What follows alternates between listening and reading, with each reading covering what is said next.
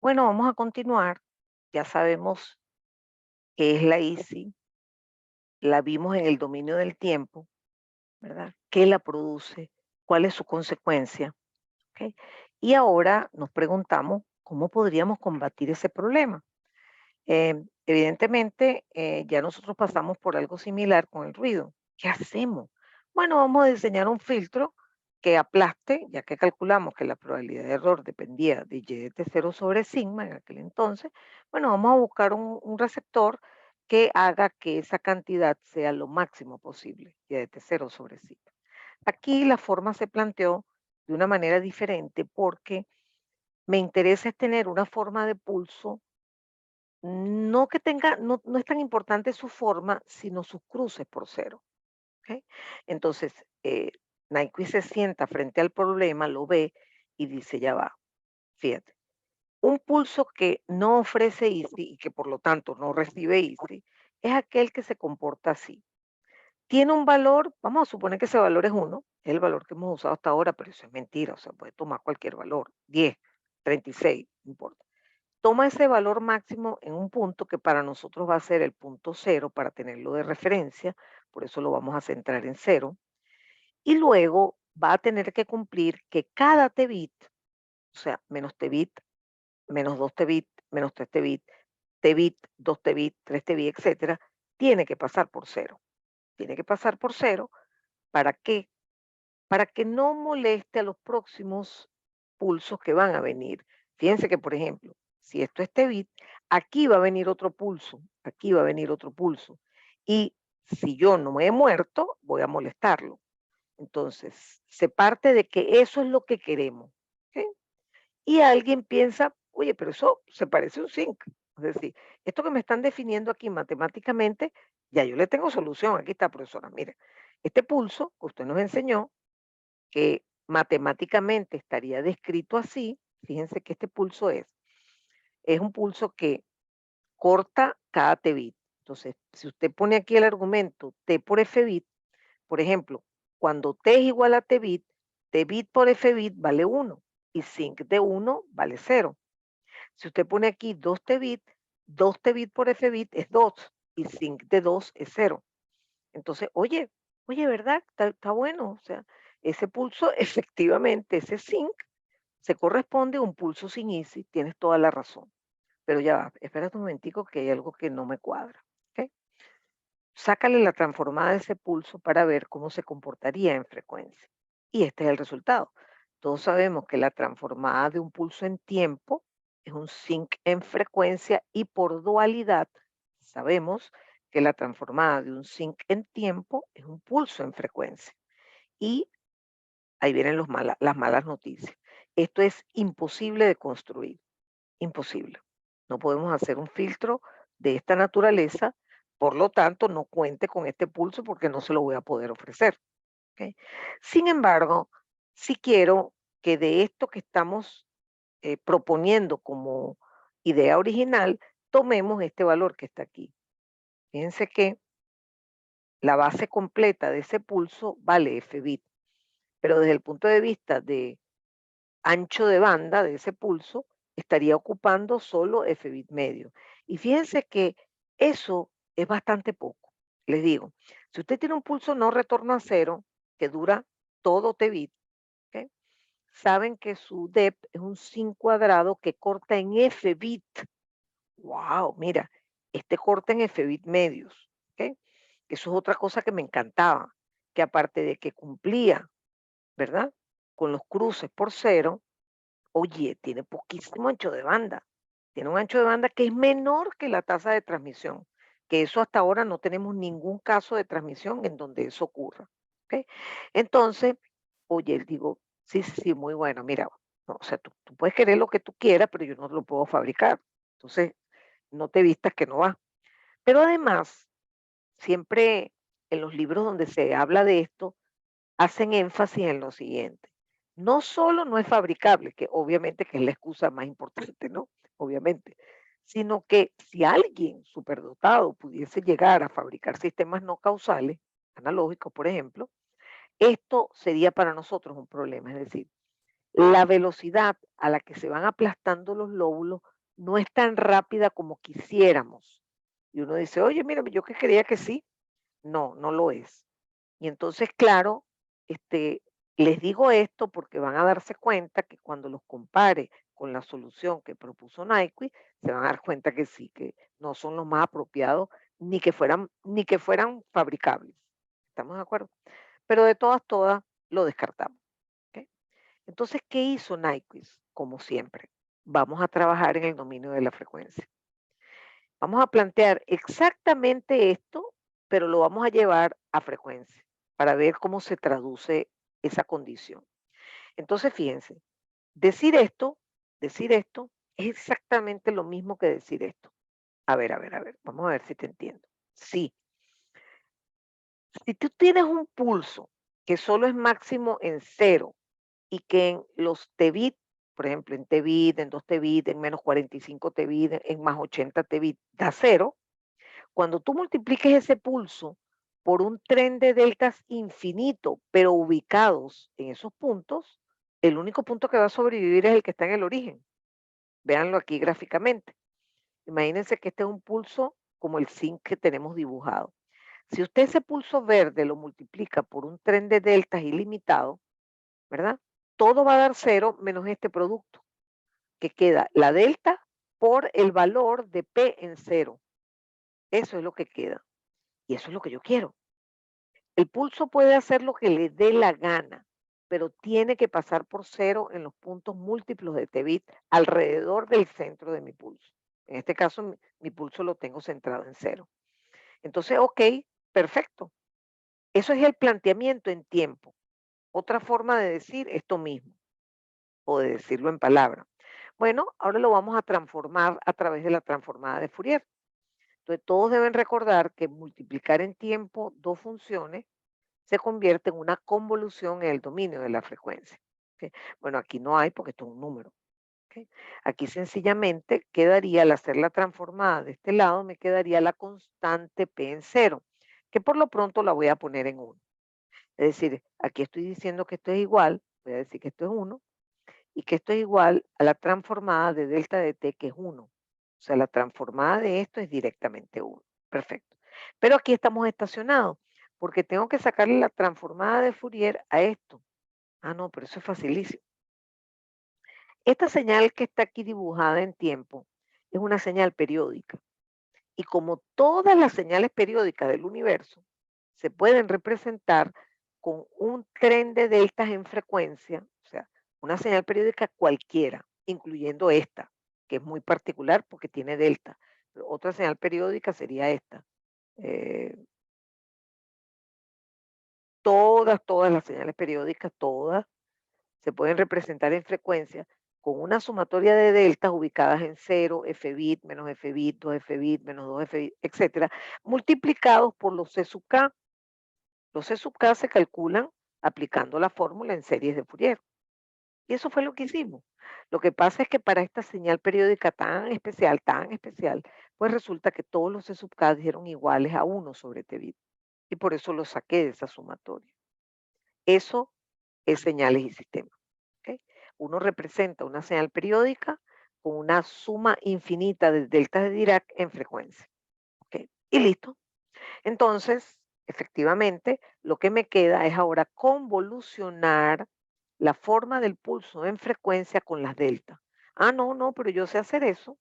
Yo sé hacer eso porque convolucionar con deltas es agarrar y trasladar esa cosa a donde está aplicada la delta. Entonces, en frecuencia nosotros tendríamos deltas en cero, deltas en f bit, con todas con el mismo peso, delta en menos f bit y así sucesivamente. ¿Ok? Si usted suponga que la forma de PDF es este trapecio que está aquí, ¿verdad? Entonces, convolucionar con la delta del origen me daría este pulso trapecio, ahí mismo, nadie lo toca, pero convolucionar con la delta que está aquí me movería este trapecio para acá y así sucesivamente. Estos son todos estos. ¿Ok? Ok. La condición es que cuando tú hagas todas esas convoluciones y sumes todas esas cosas, eso te tiene que dar una constante. ¿Ok? Y para que eso ocurra, estos pulsos tienen que tener lo que se llama simetría vestigial, de manera que cuando usted suma, en este caso, por ejemplo, que es una recta, pero porque la dibujé así, en la práctica no existen rectas, y la sumo con esta, me va a sumar una constante, y aquí también, y esa constante va a ser 1. Entonces, esos pulsos, cuando usted los lleve al dominio del tiempo, no van a tener IC. Ajá, muy bueno, muy simpático. ¿Esos pulsos son realizables? Sí, sí, sí. Esto sí, porque tienen una transición que no es abrupta, ¿ok? Pero de hecho, si yo les hiciera la demostración para el pulso, que es un zinc en frecuencia, fíjense que la repetición de esos pulsos quedaría así. De manera que también la sumatoria de esos pulsos daría una constante. O sea que el pulso Nyquist cumple esta condición, ¿ok? Solamente que no nos sirve, ¿ok? Pero siempre lo tomaremos de referencia, ¿ok? Entonces fíjense que aquí estoy poniendo nuevamente el valor de 0.5 Fbit acá y empezamos a observar que si esta es la forma del pulso PR, el ancho de banda no va a ser Fbit medio, va a ser más grande. Sí, pero vale la pena. Vale la pena tener más ancho de banda, o sea, ocupar más ancho de banda, que siempre tú sabes, uno está chirreando, pero a cambio vamos a tener controlada la interferencia intersimbólica.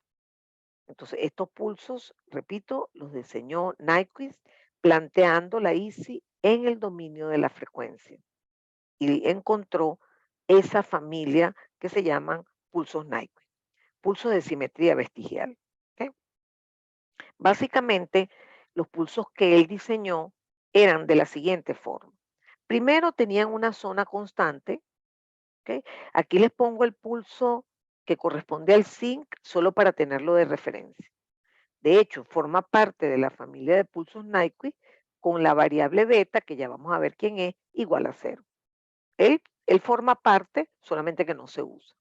Ahora, ¿cómo se comportan en general los que no son el cajón, sino el rojo o el azul? Bueno, fíjense, tienen un comportamiento que se define así. El pulso tiene un comportamiento que es igual a 1 para una determinada banda de frecuencia, por ejemplo aquí. ¿Ok? Aquí el pulso rojo es constante, igual a 1. Y hay otra zona donde tiene una forma curva. ¿Ok? Y resulta que esa expresión matemática tiene lo que se conoce como un coseno alzado, porque es una función cosenoidal sumando 1. Y aquí voy a detenerme para decirle algo. Si uno tuviera aquí, que esto tuviese forma de curva coseno cuadrado, de f, digamos, coseno cuadrado, y esta fuera seno cuadrado, nosotros nos damos cuenta que eso da, al sumarlo, da 1. Y eso fue lo que buscó Nike. Buscó que las franjas de este complementaran a la de su repetición, que vendría aquí. La repetición vendría aquí y sería, fíjense que esto se parece a un coseno cuadrado, porque saben que coseno cuadrado de x es 1/2 más coseno de 2x sobre 2. Entonces ahí se ve esa cosita de que efectivamente lo que buscó fue filtros de faldas trigonométricas, vamos a llamarlas así, que sí son fabricables, que sí son fabricables. ¿Ok? Ahora, esa familia depende de una variable que se llama beta. Beta es una cantidad en hertz y define el exceso por encima de ese bit medio que ocupa determinado pulso. Por ejemplo, fíjense que este es el pulso zinc, que aunque no lo vamos a usar, lo ponemos de referencia, ¿ok? Y el exceso por encima de F bit medio es nulo. O sea, aquí no hay nada por encima de F bit medio. Pero fíjense, por ejemplo, el rojo. El rojo llega hasta 0.75 F bit. Por lo tanto, beta vale este exceso, que es desde aquí hasta aquí. Entonces, beta vale 0.25 F bit. Y el azul, que por cierto es el que vamos a usar, a pesar de que es el que ocupa más ancho de banda, tiene mejores prestaciones, ya lo van a ver. Entonces, fíjense que el exceso entre aquí y aquí es de F bit medios. Por lo tanto, para el pulso turquesa, beta es F bit medios. Y eso es importante porque el argumento del coseno toma en cuenta ese valor de beta. Por ejemplo, para el caso turquesa, si uno coloca aquí 0.5 Fbit, se me van estos dos términos, por ejemplo. Pero lo importante es que no es que el pulso siempre es así, no, solo en determinado intervalo. ¿Ok? Sí es así para el azul. O sea, para el azul no hay zona plana igual a 1. No hay zona plana porque como beta es F bit medio, fíjense que esto sería para F menor o igual que 0, o sea que no sirve. Entonces se dan cuenta que ese valor de beta es, repito, por un lado representa el gasto adicional de ancho de banda que estoy decidiendo tener. En un caso es apenas F bit cuarto, en otro caso es F bit medios, que repito es el que vamos a seleccionar. ¿Ok? Esto es en frecuencia. Si usted se mete en la computadora para un valor de beta y grafica, por ejemplo, el rojo y su repetición espectral centrada en F bit, ¿ok? ¿Ok? Si usted suma estas dos faldas, le va a dar una constante, ¿ok? Que es lo que pretendió la demostración en frecuencia para llegar a los pulsos Nyquist. ¿Ok? Muy bien. Perdón. Muy bien, entonces, ok, esto es en frecuencia, chévere, yo le creo, profesora, que las faldas se suman y dan una constante, se satisface el criterio ese de Nyquist y logro que los pulsos en tiempo se porten bien. Pero como yo no le creo, yo los voy a graficar. Es decir, yo voy a agarrar esos pulsos y le voy a sacar la antitransformada. Y me dan estructuras matemáticas parecidas a esta. ¿Ok? Cuando yo hago la antitransformada de ese tipo de pulso. ¿Ok? Fíjense que si estudiamos, no vean todavía las gráficas para que no se enreden. Vamos a ver nada más matemáticamente lo que está ocurriendo. Fíjense que aquí hay un zinc de T por F bit. Ese zinc es el que garantiza los cruces por cero, obligado. Por ejemplo, si T es igual a T bit, esto da, el argumento da 1 y el zinc de 1 da 0. Si T igual a 2 T bit y los negativos también. Si T es igual a 5 T bit, aquí me quedaría zinc de 5, que es 0 también. O sea, quien controla y garantiza que los cruces por cero se cumplan es el zinc. Pero esta parte es la que satisface el hecho de que la falda en frecuencia van a tener simetría vestigial. ¿Ok? Entonces, esa es la expresión matemática e hicimos algunos gráficos para beta igual 0, para beta igual a f bit cuarto y para beta igual a f bit medio. ¿Ok? Entonces, fíjense cómo lucen. Vamos a comenzar con el de beta igual 0, que es el morado, ¿ok? El violeta.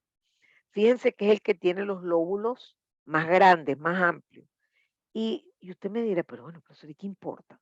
No, no, sí importa, porque aunque yo me enfoco mucho en lo que pasa en T igual T bit, en T igual a 2 T bit, ¿verdad? Si por casualidad hay un error en el timing, ¿ok? Y yo me equivoco un pelito, o sea, tomo la cosa aquí, si el lóbulo no es muy aplastado, voy a agarrar un voltaje más alto. Esa es la razón por la que no me gustaría tener los pulsos zinc básicos sin esta parte, zinc, porque no me gustan los lóbulos porque no se atenúan tan rápido. Veamos el de F bit cuarto. El de F bit cuarto es el que es azul como color pizarra, ¿no? Fíjense cómo se comporta. Primero tiene los cruces por cero, igual que efectivamente los otros zinc. Perfecto.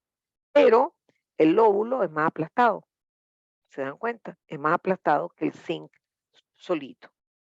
Y cuando vemos el de F-bit medio, vemos que tiene muy buena prestación porque además cruza por cero en el medio, es decir, cruza por cero en T-bit, cruza por cero en 2 T-bit, pero también en el medio.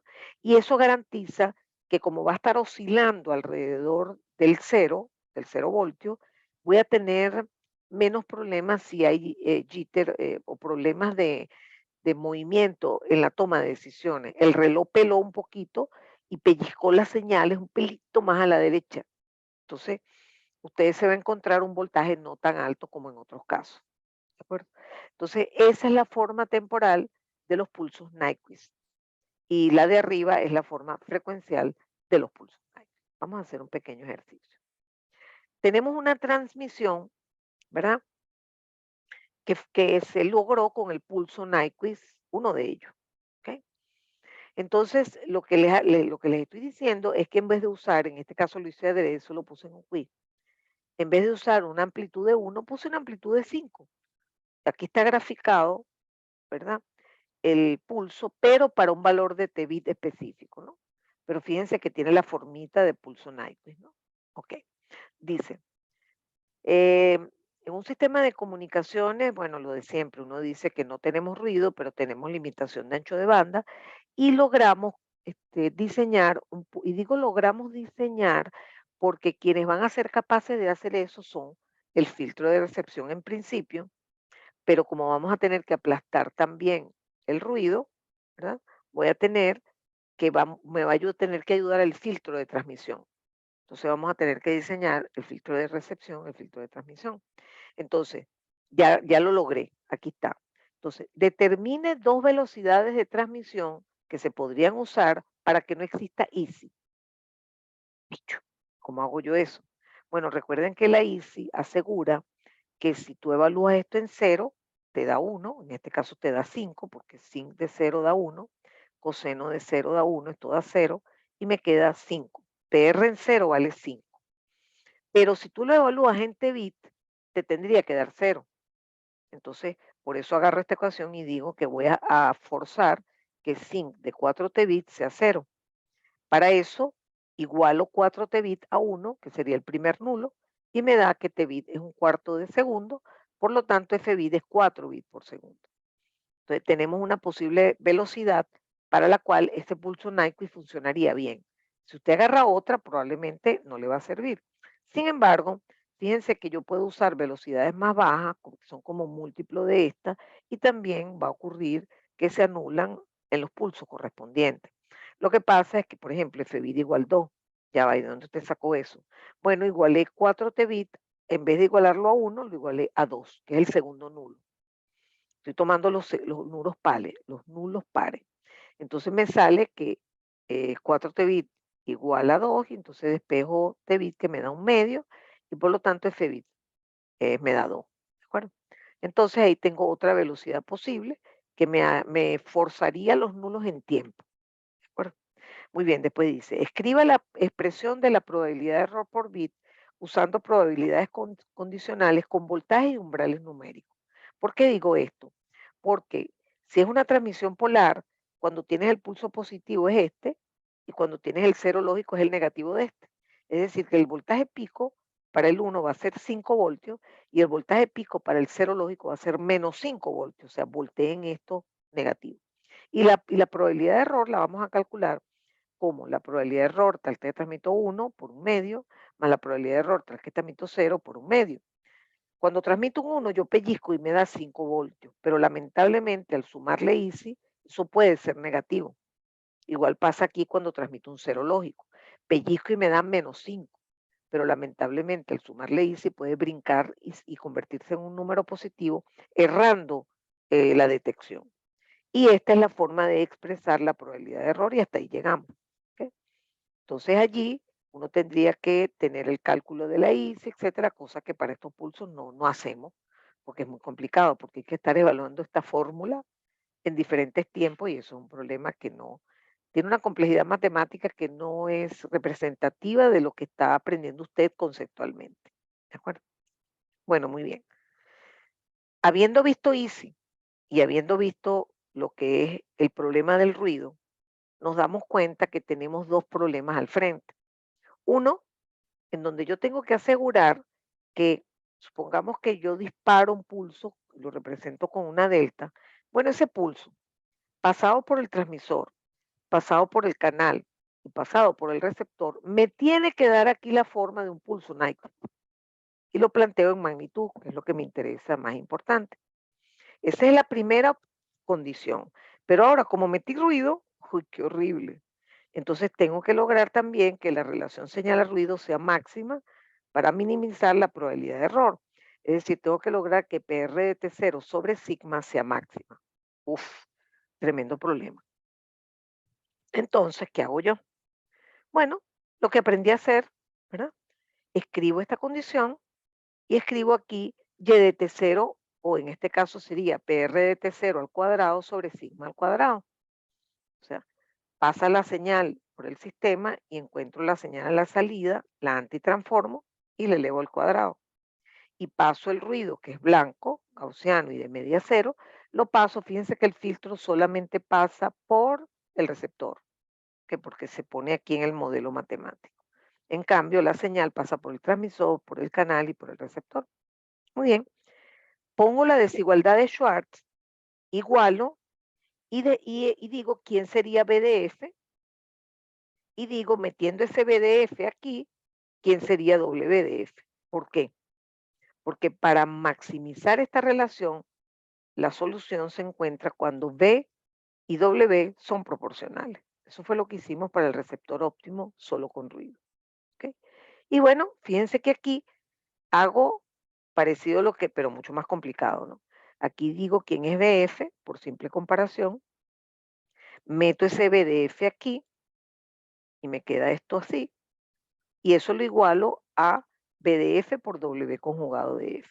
Despejo W. Tengo B, tengo W, los hago proporcionales. Bueno, y aquí, simplemente operando con esto y recordando que esto se cumple,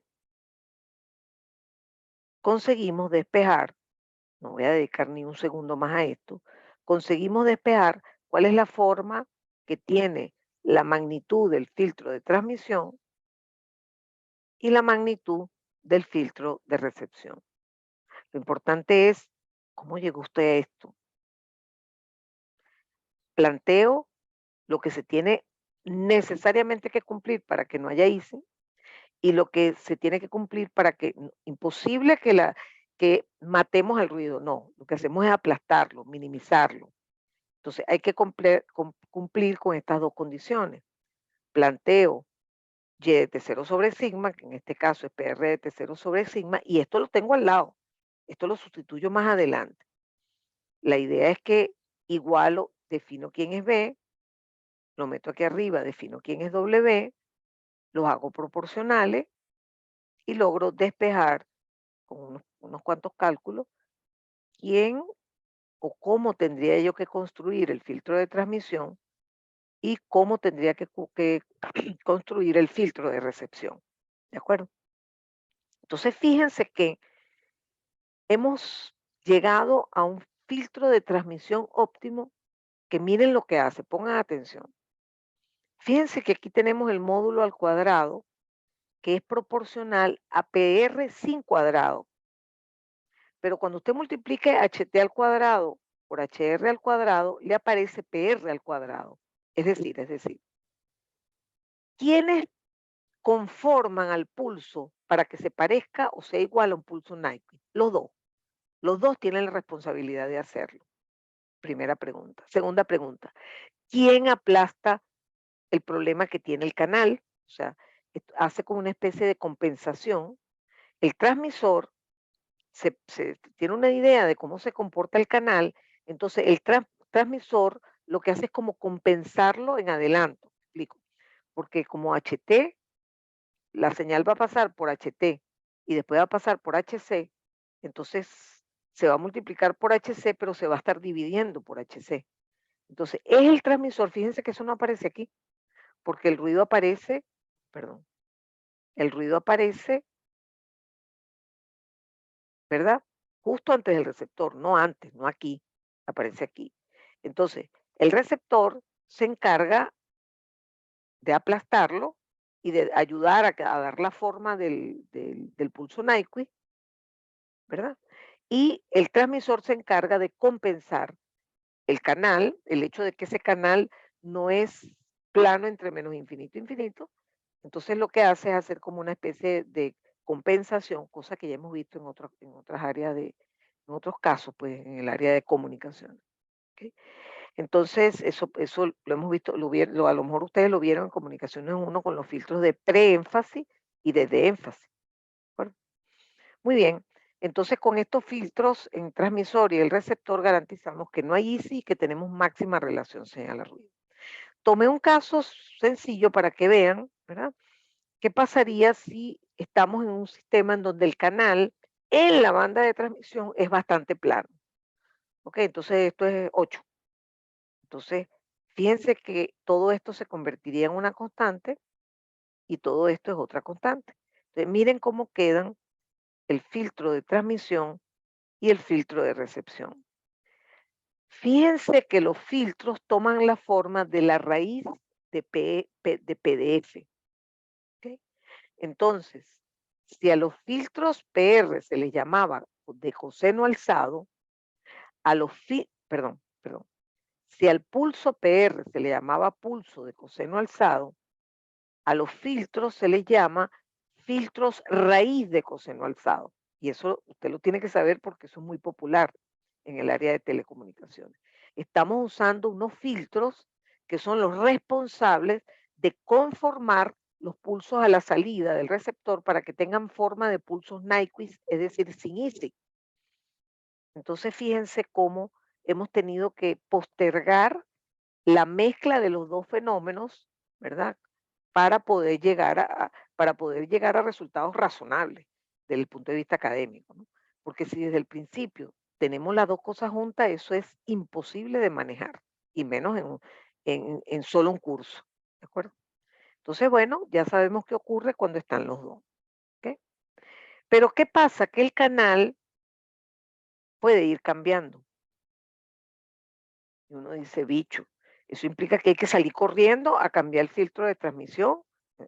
Ustedes saben la respuesta, ¿no? Eso es absurdo. O sea, eso es imposible. Entonces, lo que se hace es colocarlo en el receptor un ecualizador. ¿Ok? ¿Por qué? Porque imagínense que usted tenía el filtro perfecto y el filtro de transmisión y receptor perfectos. ¿Ok? Y cambió el canal. ¡Oh, qué horror! Entonces, ¿qué va a pasar? Miren este pulso. Déjenme decir que lo tengo más grande. Sí, lo tengo más grande. Miren el pulso que me está llegando en este momento. Fíjense que este eje está T entre TS, o sea que realmente esto es en segundos TS, esto es 2 TS, esto es 3 TS. Fíjense que el pulso en cero está en máximo, en un máximo, pero en TS da menos 0,3, o sea, no pasa por cero, esto tendría que pasar por cero. Y no importa lo que haga aquí, aquí tendría que pasar por cero y no lo hace, da menos 0,1. Entonces, lo que se hace es cada cierto tiempo se toma una muestra del pulso y se pasa por este circuito ecualizador que lo que tiene son retardadores que, digamos, en tiempo, o sea, si usted tiene aquí Pin de T, usted aquí tiene Pin de T menos T sub S, aquí tienen Pin de T menos 2 T sub S, y los va multiplicando por constante, ¿ok? Hasta lograr un pulso que no tiene ICE. Usted otra vez endereza la cosa y ahora por 2 pasa por cero, por cada vez que, digamos, viene un múltiplo de este símbolo, pasa por cero. Es decir, usted logró ecualizar esto que está aquí.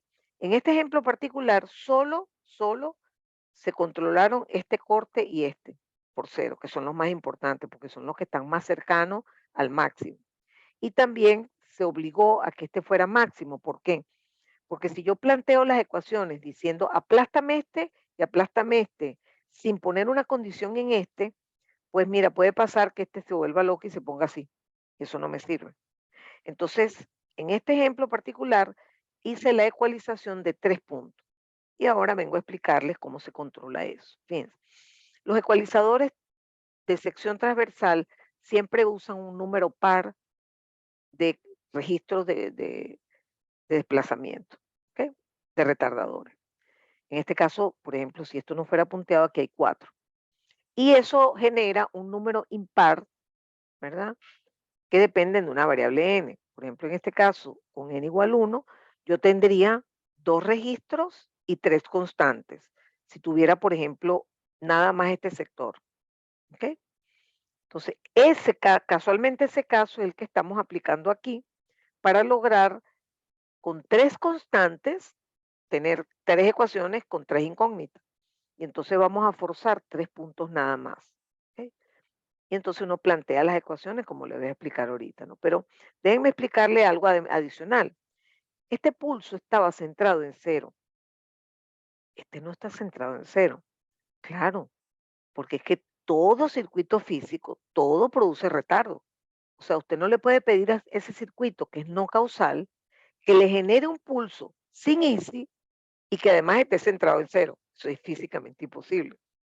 ¿Y cuánto se retarda? Bueno, aquí está la norma que dice que si usted tiene 2N registros, por ejemplo, si N es 2, tendría 4 registros y 5 constantes. El pulso de salida tendrá un retardo que es 2 T sub S. En este caso, como N es 1, el retardo fue de un T sub S. ¿Ok? Es decir, que si usted se empeña en ecualizar más puntos, en vez de 3 puntos, 7 puntos, 11 puntos, usted tiene que cargar las consecuencias del retardo en tiempo que se produce, lo cual es malo, malo, malo. ¿Ok? Entonces, usted además se va a dar cuenta que probablemente va a estar desperdiciando esfuerzo, porque estos pulsos se van a ir aplastando por razones físicas. Entonces, ¿para qué va a estar usted ecualizando el cruce por cero que está por allá por 11 Tbit? No, no, no, eso no tiene sentido. Primero, porque el retardo en el pulso de salida del ecualizador va a estar muy grande. Y segundo, porque no vale la pena, porque el pulso de por sí va a ir pegándose a cero. ¿De acuerdo? Entonces, básicamente, uno parte de la ecuación, por ejemplo, aquí, no, aquí, estaríamos diciendo en este circuito sencillito tenemos 3 constantes y queremos ajustar 3 puntos nada más. Entonces la ecuación es que Pin de t por C sub menos 1 más Pin de t menos T sub S por C sub 0 más P sub in de t menos 2 T sub S por C sub 1 es igual a P out.